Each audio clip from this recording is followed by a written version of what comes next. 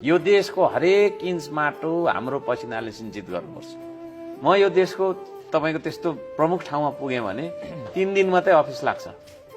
4 दिन हामी श्रम गर्छौं हप्तामा। उत्पादन, निर्माण र आविष्कार अन्वेषण, यो 3टा क्षेत्रमा 4 दिन हाम्रो त्यो हुन्छ। मन्त्रालय योहरू पनि त्यो 7 दिन खोल्नु पर्दैन क्या। स्कुल पनि त्यही हो, 4 दिन चाहिँ प्र्याक्टिकलमा गइहाल्नुपर्छ है। उत्पादन छैन नि त देशमा। अनि उत्पादन धेरै बनाइसकेपछि चाहिँ के भन्नु सस्टेन हुनु पर्यो, त्यसपछि एक्सपोर्टमा जानु पर्यो। अहिले त सबै इम्पोर्ट छ नि त हैन? करेक्ट।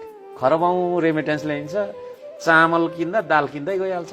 मेरो भिजन छ। अब हाम्रो भालेनजीको भिजन के हो हैन, हाम्रो गोपी हमालजीको भिजन के हो, रवि लामी छानेजीको भिजन के हो, त्यो मलाई देख्नु पर्यो। उहाँहरूको भिजन छैन भने मेरो भिजनमै देश त छैन त हामीसँग।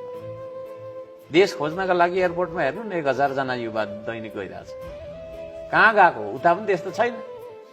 भौतारिया हो, मृग तृष्णा हो। प्रकृतिलाई हामीले संरक्षण गर्छौं, संस्कृतिलाई संरक्षण गर्छौं, प्रविधिको विकास गर्छौं।